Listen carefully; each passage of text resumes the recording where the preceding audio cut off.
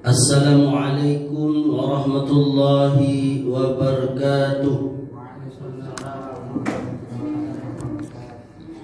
Innal hamdalillah nahmaduhu wa nasta'inuhu wa nastaghfiruh wa na'udzu billahi min shururi anfusina wa min sayyiati a'malina. Man yahdihillahu fala mudilla lahu ومن يضلل فلا هادي له واشهد ان لا اله الا الله وحده لا شريك له واشهد ان محمدا عبده ورسوله صلى الله عليه وعلى اله وسلم. يا ايها الذين امنوا اتقوا الله حق تقاته ولا تموتن إلا وأنتم مسلمون. أما بعد فإن أصدق الحديث كتاب الله وخير الهدى هدى محمد صلى الله عليه وعلى آله وسلم وشر الأمور محدثاتها فإن كل محدثة بدعة وكل بدعة ضلالة wa kullu dhalalatin finnar. Jamaah rahimakumullah, mari kita lanjutkan pelajaran kita, masih melanjutkan pembahasan kesalahan-kesalahan di dalam masjid. Kita lanjutkan dimulai dengan poin ke-50. Poin ke-50 dari kesalahan di dalam masjid adalah menghiasi masjid dengan lampu warna-warni dan sejenisnya dalam beberapa momen atau momentum. Sebagian orang dia menghiasi masjid dengan berbagai momentum, dengan berbagai hiasan, seperti hiasan lampu hias yang berwarna-warni, atau bunga, atau kertas apa tuh namanya yang suka buat orang warna-warni itu, kertas kopi ya, Hah? Yang buat untuk bungkus kado tuh apa namanya? Ya kertas itu ya. Pokoknya kertas yang merah-merah atau apa itu. Biasanya ada buat acara-acara apa gitu ya. Atau bunga dan sejenisnya.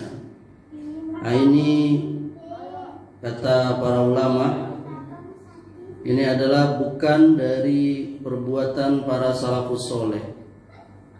Karena mengagungkan rumah Allah, yakni masjid itu, yakni dengan memperbanyak ibadah dan ketaatan di dalamnya, bukan banyak-banyakan hiasan, lampu dan semacamnya.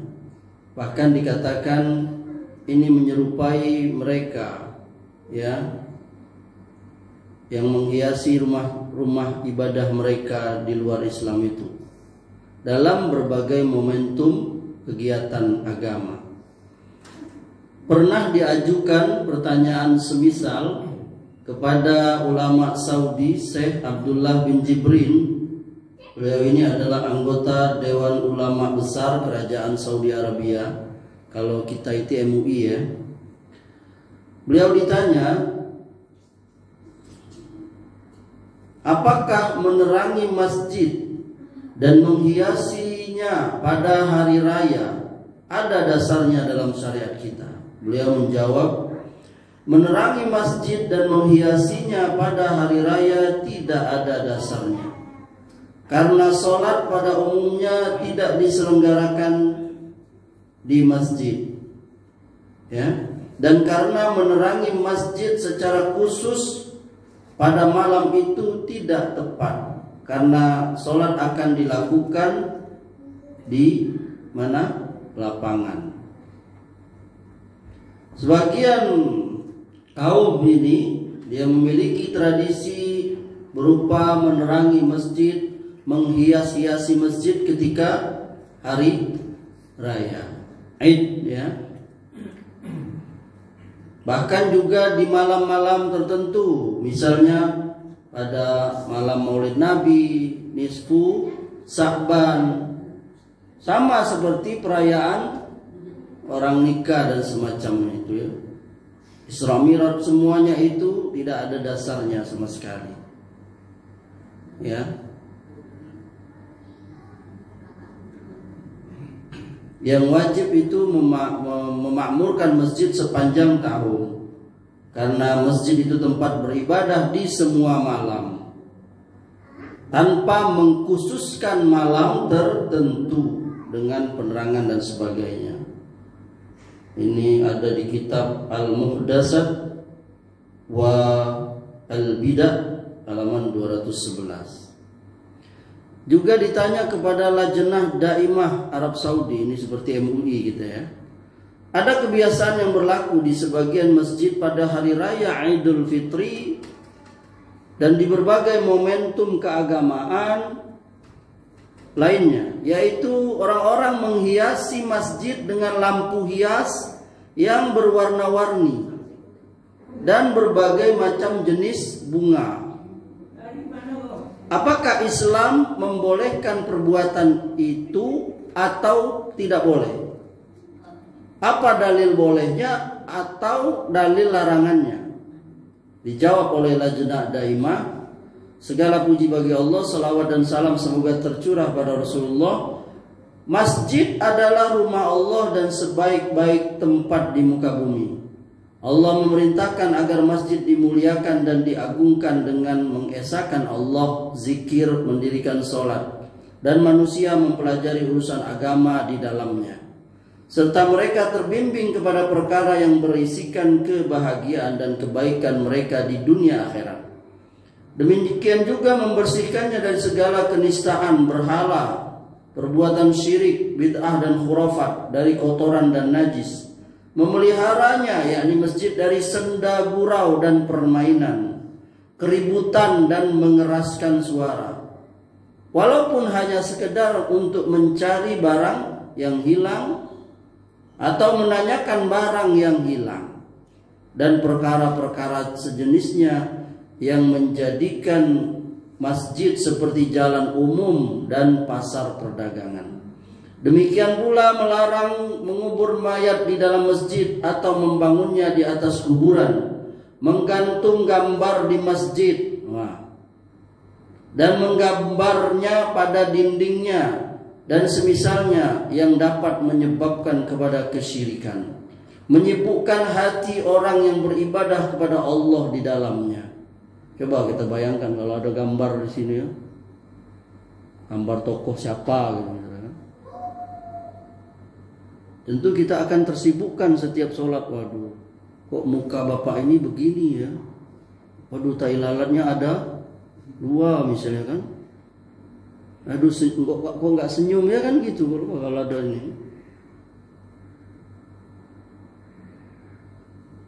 Ya, dan menafikan tujuan pembangunannya.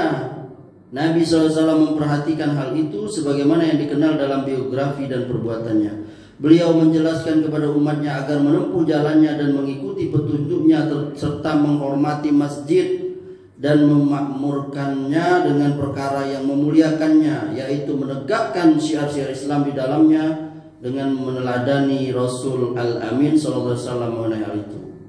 Tidak ada ketetapan dari Nabi SAW bahwa beliau mengagungkan masjid dengan meletakkan lampu warna-warni, memberi beragam macam bunga hiasan seperti di rumah kita itu.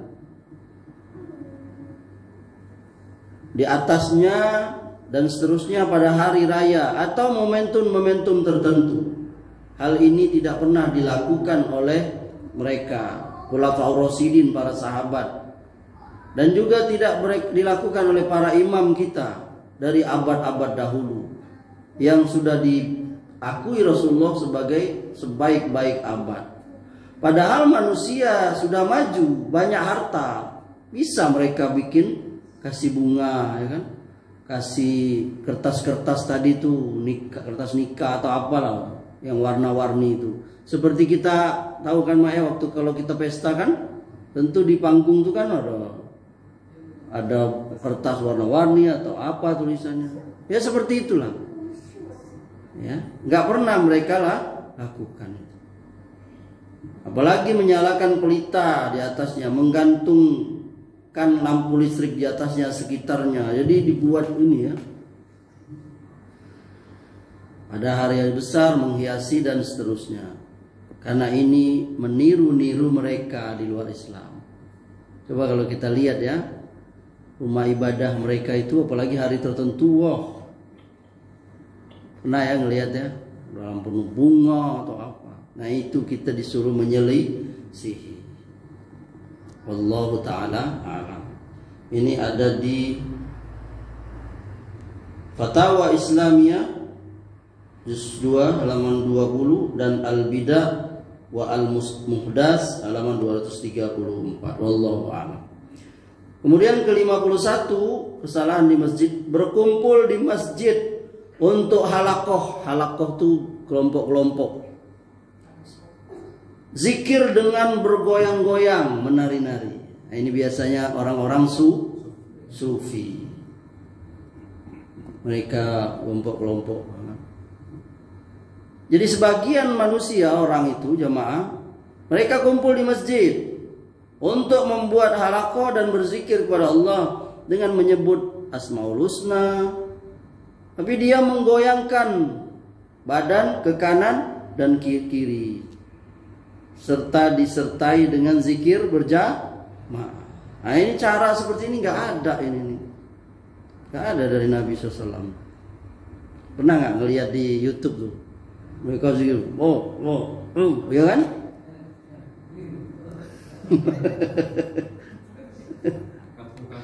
Hah?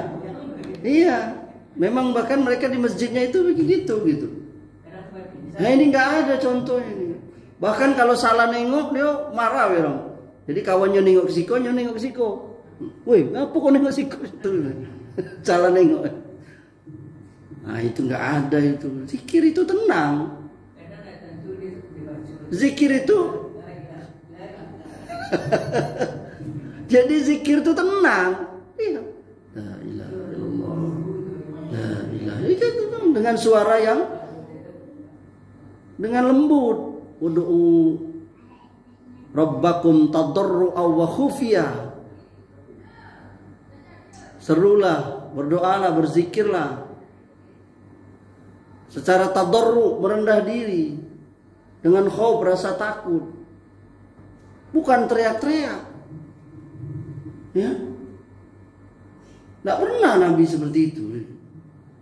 Ini ajaran masuk dari mana ini? Ya? Karena semua ibadah itu harus contoh Nabi, termasuk zikir. Apa yang dibaca, nggak boleh kita bikin model zikir sendiri.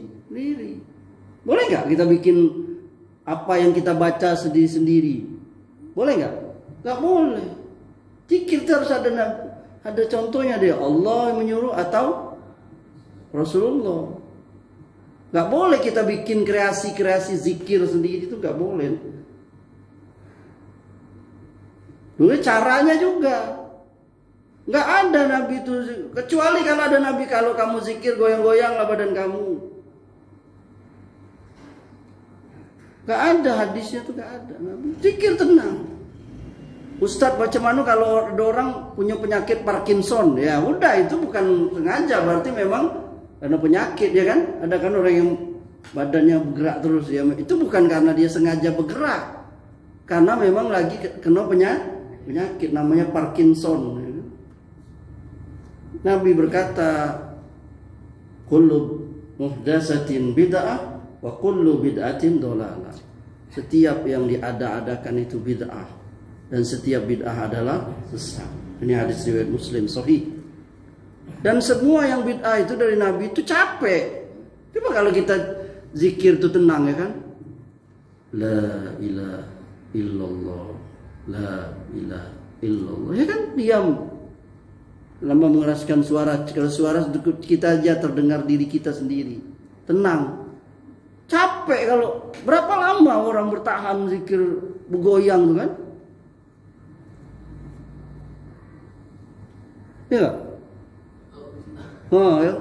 Ada tentu, ada pula harus begini. Gitu. Ya Allah.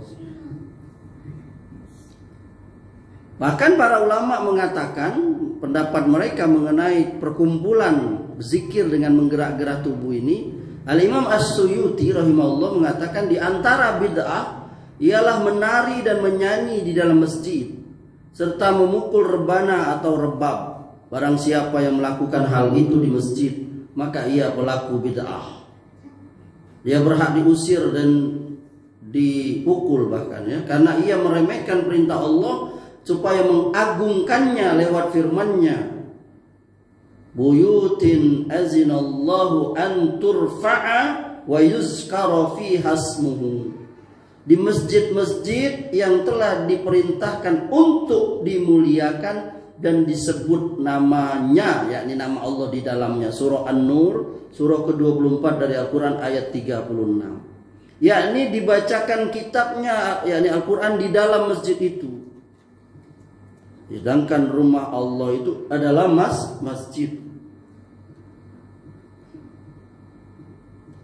Al-Imam Ibnul Hajj rahimahullah mengatakan semestinya dilarang orang-orang yang berzikir secara berjamaah di masjid sebelum sholat, sesudahnya, dan pada waktu-waktu lainnya. Ini dikatakan beliau di kitab Al-Madkhal. Ya. Al-Imam Zarkashi rahimahullah mengatakan sunnah dalam semua zikir itu ialah dengan suara lembut, sir, kecuali lafaz yang memang diperintahkan kita mengeraskannya. Apa itu misalnya? Talbiyah, labbaik Allahumma, itu dikeraskan. Atau azan, atau apa lagi? Atau takbir ya kan? Allahu Akbar Allah, itu memang dikeraskan. Tapi kalau zikir yang lainnya itu disuntahkan, bahkan diperintahkan oleh Allah Subhanahu wa taala untuk dipelankan, sir.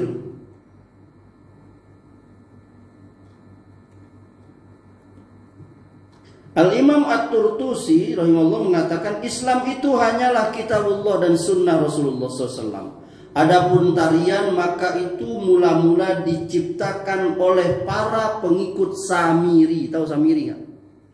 Pernah dengar nama Samiri, Mak? Samiri itu pengikutnya Nabi Musa. Yang ketika Nabi Musa sedang dipanggil oleh Allah munajat di Gunung Tursina, dialah yang menyesatkan orang Bani Israel. Yakni dia suruh kumpulkan perhiasan emas, dia buat patung anak sapi yang bersuara. Ketika ia membuatkan untuk mereka patung anak sapi yang dapat bersuara, mereka berdiri untuk menari di sekitarnya. Itulah pertama kali itu. Jadi tarian itu adalah agama kaum kafir dan para penyembah patung anak sapi. Kalau di dunia sekarang ini di mana? India ya. Ya, India kan orangnya menari mereka itu. Dalam beribadah itu agama mereka itu. Ya kan? Bahkan penuh kembang-kembang dan sebagainya ya kan? Dan masuk itu di kita itu kaum muslimin. Makanya seperti orang nabur bunga di mana? Kuburan. Itu kan sebenarnya nggak ada dalam Islam. Itu dari mana? Orang di luar Islam. Pakai baju hitam-hitam apa? Kalau nyelawat ya kan? Dan seterusnya. Payungan itu banyak sekali masuk. Sedangkan majelis Nabi SAW mereka bersama para sahabatnya, ya, seolah kepala mereka dihinggapi burung. Karena demikian tenangnya. Lihat kalau ada burung di atas kepala kita kan kita diam. Gitu. Kayak ibunda nih ngaji dia. Kayak Anda tenang. Wah, ada gerasa gerusuk. Ini majelis Islam seperti itu dia. Majelis ilmu, majelis zikirnya. Ini majelis zikir ini ya. Ini majelis ilmu. Nah, inilah sebenarnya majelis zikir yang sesungguhnya itu. Oleh karenanya kata lajnah, kata para ulama, oleh karena itu penguasa dan para wakilnya mestinya melarang mereka ini yang melakukan zikir, berjoget, bernari di masjid itu.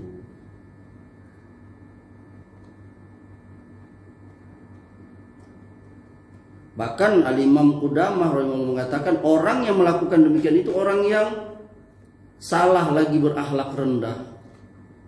Orang yang terus melakukan perbuatan ini tertolak kesaksiannya, Masya Allah. Tidak diterima ucapannya, dia maksiat dan permainan celah Rasulullah ya. Ini hadis ini dari kitab yang sama. Syekh Ali Mahfuz mengatakan salah satu keburukan mereka bertepuk tangan pada saat berzikir karena ini kepandiran, bodoh, menyerupai ini. Tidak ada yang melakukannya kecuali orang yang bodoh, yang mengada-ada. Berkali-kali dikatakan, saya ini malu bacanya ini, kali-kali beliau menyebut bodoh di sini. Al-Imam Ali Mahfuz di kitab beliau Al-Ibda fi Muhdhar Al-Ibtida halaman 299. Karena bagaimana kita memuji Allah sambil berjoget? Subhanallah. Bahkan mereka dikatakan di sini mereka terjumus kemungkaran yang lebih besar karena mereka merubah sebagian zikir itu. Karena zikir yang seperti kita baca nih ayahanda itu dianggapnya zikir orang awam, belum orang yang kelas ini ya. Ini paling rendah kalau kita ini. La ilaha illallah, la ilaha illallah, kita zikir itu rendah katanya. Yang lebih hebat itu adalah Allah, Allah, Allah, Allah. Oh itu belum lagi tuh. Ada kelas tinggi lagi. Huwa. Allah huwa. Dia. Ya. Huwa. Huwa. Huwa. Oh belum lagi tuh. Ada lagi lebih tinggi. Hu. Dia. Lah siapa? Bahkan di sini dikatakan sampai saja. Dan dia menyebutkannya dengan cepat. Bagaimana logika kita memuji Allah seperti itu? Dan ini dikatakan adalah merupakan merubah kalimat dari tempatnya. Enggak boleh. Maka kita yang berakal nih mesti jauhi itu zikir-zikir seperti itu, yang bid'ah itu ya. Kita berkumpullah dengan majelis zikir apa itu? Ilmu. Perkumpulan ilmu, halaqah ilmu. Fikih, tafsir, tauhid, halaqah tilawah Quran, tajwid, makhraj ya kan? Itu. Bukan seperti itu. Bagaimana memuji Allah seperti itu? Allah. Kalau kita memuji Allah itu harus disebut sifatnya. Gak bisa menyebut sama seperti kita menyebut memuji seseorang. Tentu gak bisa kita, bukan pujian namanya kalau menyebut namanya doang. Misalnya kita katakan Ali, ya kan? Atau hai Ali, hai Ali, hai Ali. Itu bukan pujian itu. Pujian gak tuh hai Ali? Itu panggilan aja itu. Tapi kalau kita bilang hai Ali yang baik, hai Ali yang gagah, itu baru kita muji. Sama seperti tadi Allah. Kenapa? Kalau kita memuji Allah itu apa? Allahu Akbar. Disebut sifatnya itu. Allah Maha. Baru memuji namanya itu. Alhamdulillah. Segala puji bagi Allah. Baru kita memuji. Subhanallah Maha Suci Allah. Itu barunya memuji namanya. Kalau nyebut Allah itu muji apa? Apalagi nyebutnya tuh dengan tanpa rem. Kan seperti itu yang kita lihat. Coba lihat sebagian kaum muslimin yang namanya mereka yang berzikir-zikir itu. Entah malam Jumat, coba ajak lagi mereka. Coba suruh baca lagi itu. Surah Al-A'raf ayat 55, ayat 205. Bagaimana memuji Allah itu? Mereka ngebut. Makin cepat. Sama kayak kita Ali tadi itu. Oh, dia. Walaupun kita nyebutnya Ali baik, tapi kalau model seperti Ali baik. Lah kata Ali, kau ini muji atau apa? Itu berarti Allah.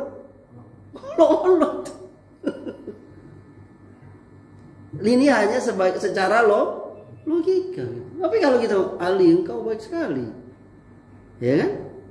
Ini contoh saja supaya kita membuka pikir kita itu. Kan kita afala ta'qilun, maka kita tidak berpikir. Nah itu, jadi kita sekarang mulai melihatlah bagaimana zikir itu yang sesungguhnya itu. Memuji Allah itu bagaimana. Coba lihat kitab adab-adab berzikir itu bagaimana menurut Al-Quran, ya kan?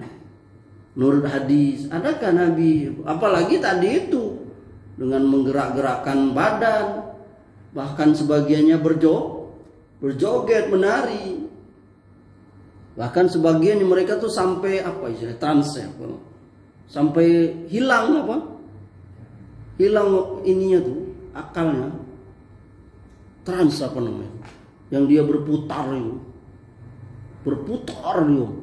badannya itu berputar. Coba bayangkan.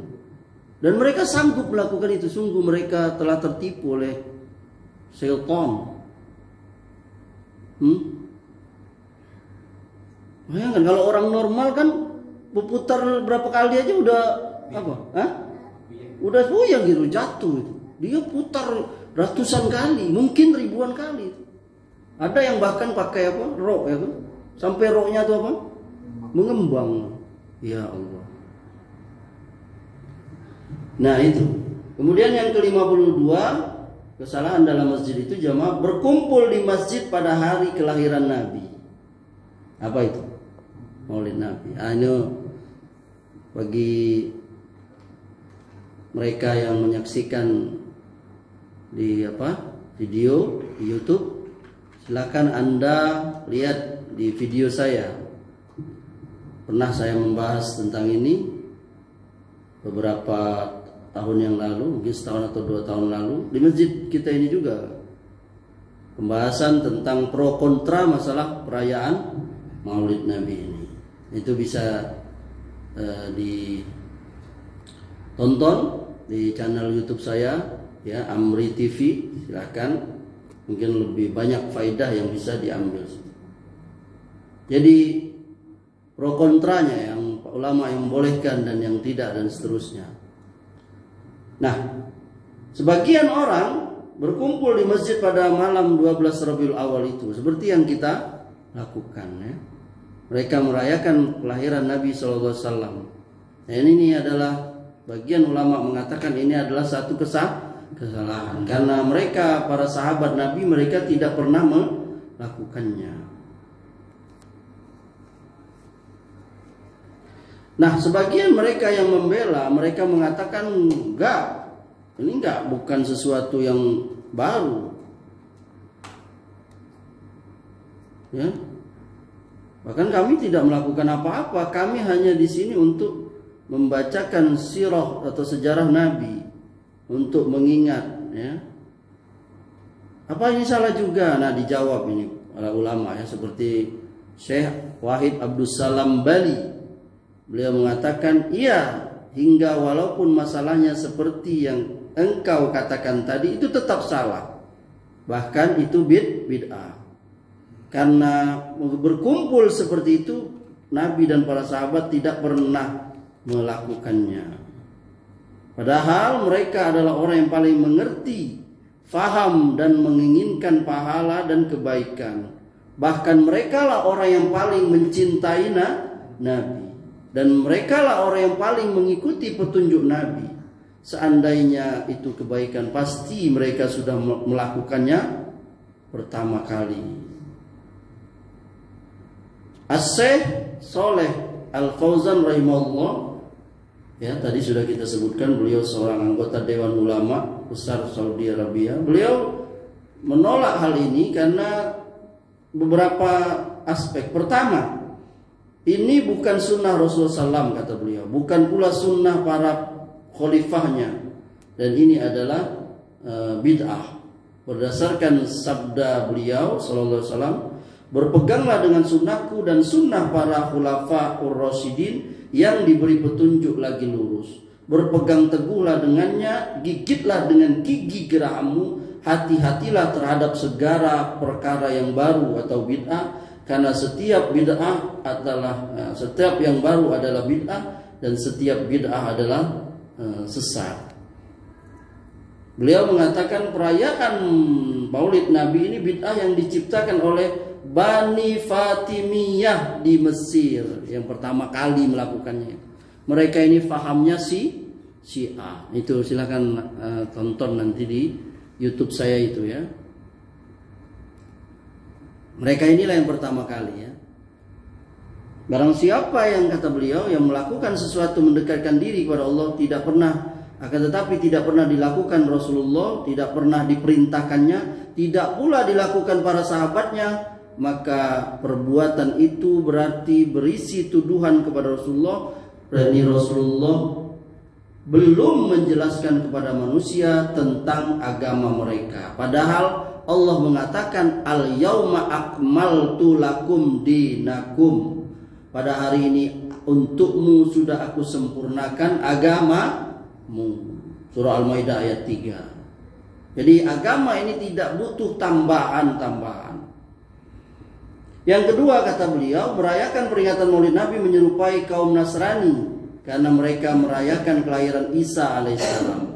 Padahal meniru mereka itu diharamkan. Di dalam hadis disebut dilarang kita menyerupai orang-orang kafir. Man tasabbaha biqaumin fahuwa minhum. Barang siapa yang meniru suatu kaum maka ia termasuk golongan mereka. Ini hadis sahih riwayat Abu Dawud dan lain-lain.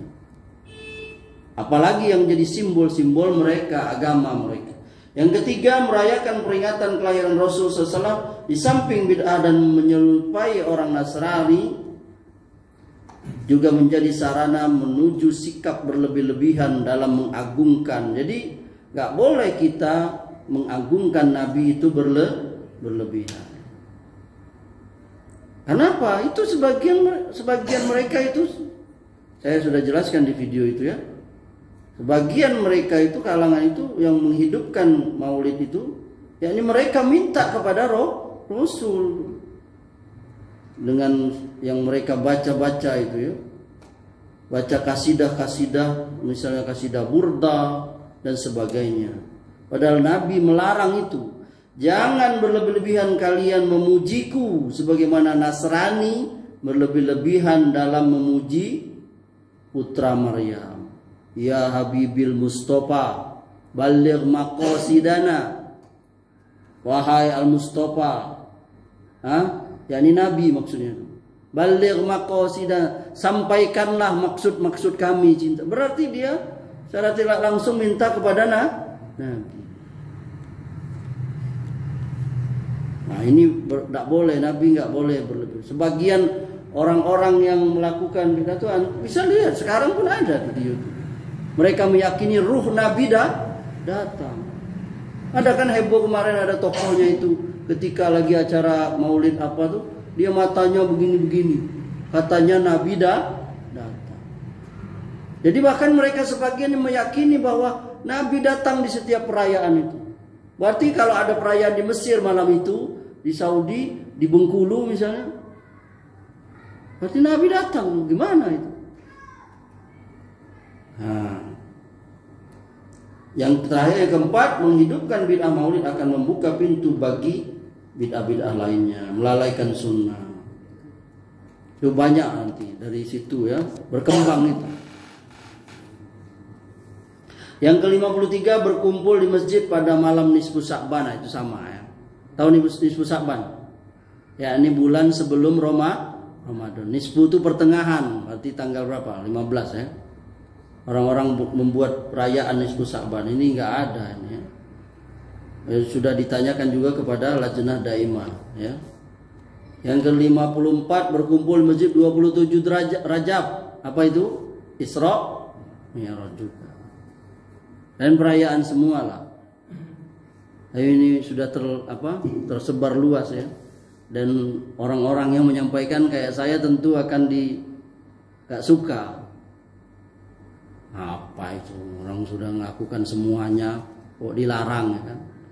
Ya, saya di majelis ini hanya menyampaikan. Setuju atau enggak jamaah? Ya gak apa-apa. Gak usah lagi undang Ustaz Amri itu, ya gak apa-apa juga. Apa? Ini namanya apa? Majelis ilmu. Soal beda mungkin ada ustadz yang lain yang apa? Membolehkan, fadol, terserah. Karena masing-masing kami para dai yang duduk di sini menyampaikan ilmu, dia akan bertanggung jawab dunia akhirat. Orang-orang yang belajar dia hanya mengikut saja, ya kan? Mereka lah yang berbicara di majelis ilmu itu. Yang ke-55, kesalahan masjid berpaling dari majelis ilmu di masjid. Nah ini. Dulu manusia itu berlomba-lomba mencari ilmu, menanggung beban dalam rangka memperoleh ilmu. Ada yang berjalan kaki, ada yang menahan lapar sampai mengikat batu di perutnya.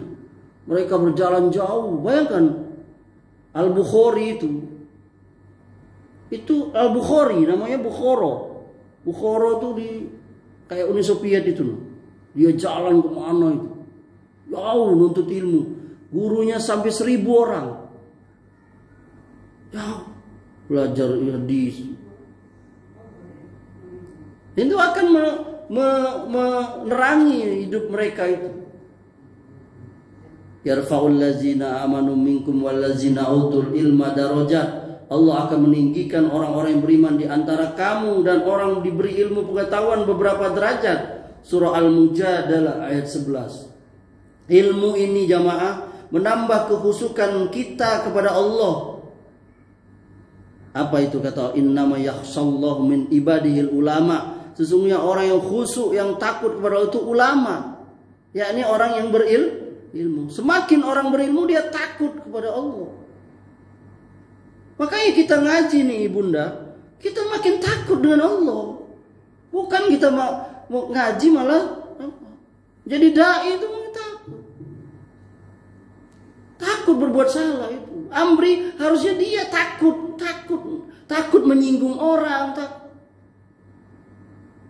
apalagi lagi viral seorang katanya caci maki penjual ST.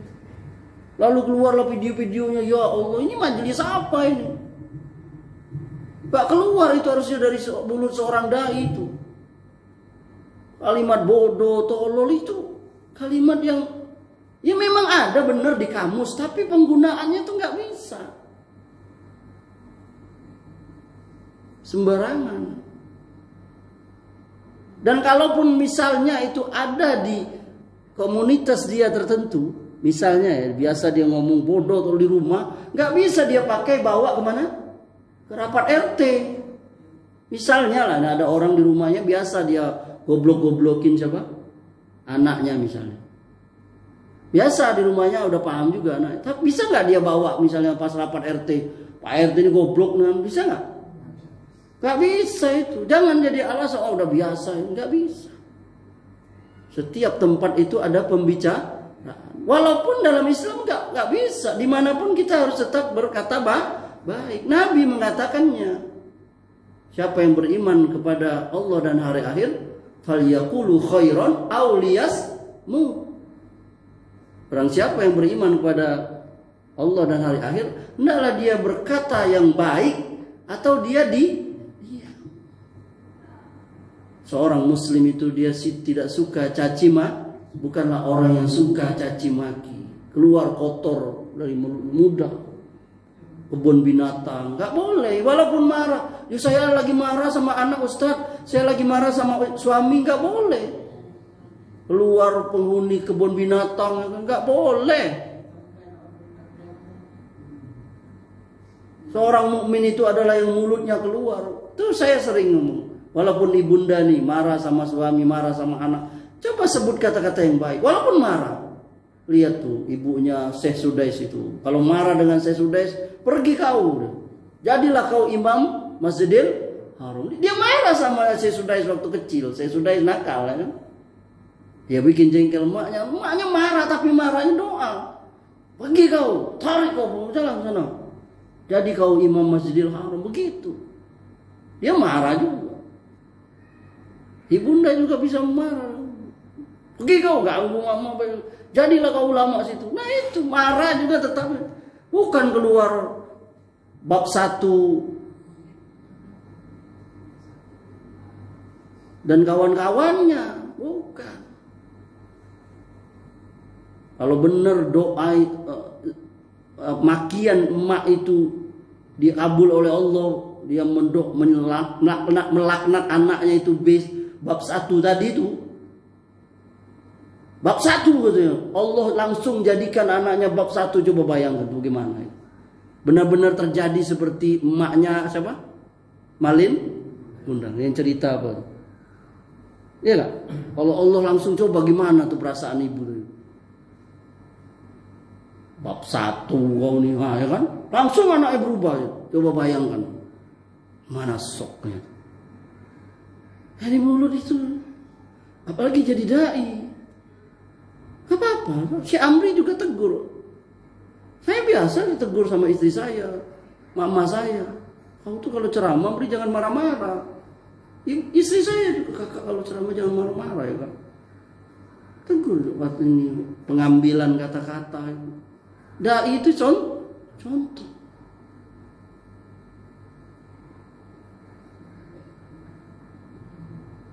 Dan ini mau berat itu, Mbak. Iya mana? Mulutmu apa? Mulutmu harimau. Berapa banyak? Memang lidah yang daging tidak bertulang ini, lidah ini bahaya ini. Bukankah pisahnya suami istri hanya karena lidah? Betul nggak? Betul. Ya ini yang namanya talak. Itu karena lidah. Dikit aja. Nggak boleh main-main talak itu. Nggak boleh main-main nikah itu. Itu bohong juga gitu. Berapa banyak kerusakan terjadi karena bohong. Bencana terjadi karena bohong. Karena main-main mulut. Maka jaga itu mulut itu. Gitu.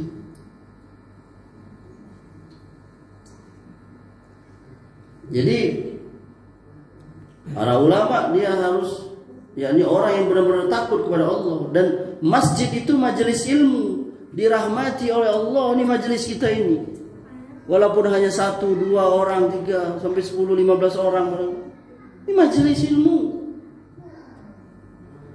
Kata Rasulullah, man salaka tariqan yaltamisu fihi ilman sahalallahu lahu bihi tariqan ilal jannah. Siapa yang menempuh jalan untuk mencari ilmu, maka Allah mudahkan untuknya jalan menuju surga. Mak duduk di sini tergantung-gantung, apalah cerita si Amri ini. Ini jalan menuntut ilmu. Apalah kecil si Ikhwan ini, apalah Ustaz Hafiz ya kan. Mak lah tua kan tergantung, kadang paham, kadang tidak. Duduk aja mak. Ini Nabi mengatakannya, siapa yang menempuh jalan untuk mencari ilmu, Allah akan mudahkan untuknya jalan menuju surga. Tidaklah suatu kaum berkumpul di rumah Allah untuk membaca kitabullah, mempelajarinya di antara mereka, melainkan ketentraman turun kepada mereka, rahmat meliputi mereka, malaikat mengelilingi mereka, dan Allah menyebut-nyebut mereka di tengah-tengah malaikat yang berada di sisinya. Ini hadis sahih riwayat Muslim. Jadi besarnya pahala itu. Bayangkan disebut nama kita satu-satu. Oh si fulanah itu dia sedang ada di majelis ilmu. Dia Allah menyebut. Walaupun Allah Maha tahu. Ya. Tapi sayangnya mak, beda dengan halaqah tadi, pertemuan tadi. Halaqah ilmu di masjid ini itu tadi. Yakni dia mereka banyak nggak suka orang nuntut ilmu ya kan? Ngapain? Mereka lebih suka nongkrong di mana, Pak? Nongkrong di depan TV. Ngapain bahasnya itu?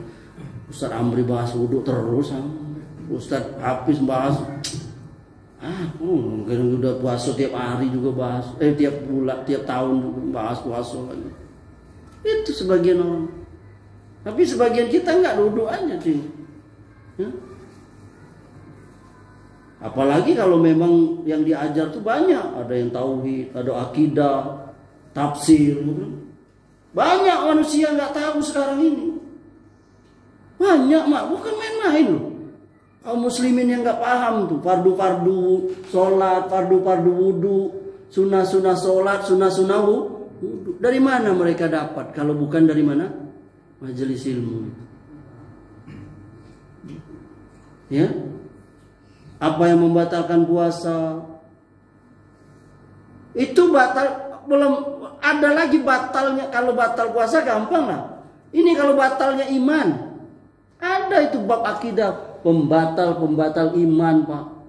Pembatal selama ini kita cuma untuk pembatal sholat, pembatal wudhu, pembatal puasa. Ini ada yang pembatal iman, pembatal Islam. Dari mana kita tahu? Majelis ilmu ini yang di masjid. Kan sebagian masjid kosong sekarang dari ini. Alhamdulillah kita di masjid kita Al Khairan ini. Saya aja udah 10 tahun di sini. Berapa tahun masjid ini? Udah berapa lama masjid ini dari dulu kata mak. Walaupun yang ada yang 1-2 orang, kadang 3 orang, ada yang terkantuk, ada yang ngelamun, bayangin kontrakan belum dibayar, ya kan? Ada yang selonjor, nggak apa-apa. Pengurus masjid pun kadang kebingungan, ini amplop buat ustadz. Kadang nggak ada ini, nombok terus ini. Tapi Allahu Akbar ada aja, gitu. Banyak. Apalagi kalau ini hilang, ini ada aja banyak yang nggak belum tahu. Orang menafikan, mana kalau paham kita nggak boleh kita beribadah di kuburan. Kalau nggak dari mana? Dari majelis ini. Bahwa nggak ada yang namanya jimat dilarang. Dari mana kita tahu? Dari majelis ini. Kalau berpaling itu kaum muslimin, maka binasalah umat ini, ya. Ya, ini salah satu kesalahan di masjid itu adalah berpalingnya orang dari majelis ilmu. Oleh karenanya saya memberi semangat terutama kepada pengurus masjid. Pertama kali, bersemangatlah Anda untuk melakukan ada majelis taklim di masjid ini. Walaupun seminggu 2 sekali. Beruntung ada 2 kali. Masjid kita berapa kali? Tiap hari 6 kali, bayangin. Cuman malam Ahad yang nggak ada. Sisanya ada, subhanallah. Semoga Allah memberikan kemudahan bagi kita. Allah jadikan semua yang berbuat untuk menyelenggarakan majelis ilmu ini dapat pahala semuanya. yakni surga. Amin ya rabbal alamin. Subhanakallahumma bihamdika asyhadu an la ilaha illa anta astaghfiruka wa atubu ilaik. Assalamualaikum warahmatullahi wabarakatuh.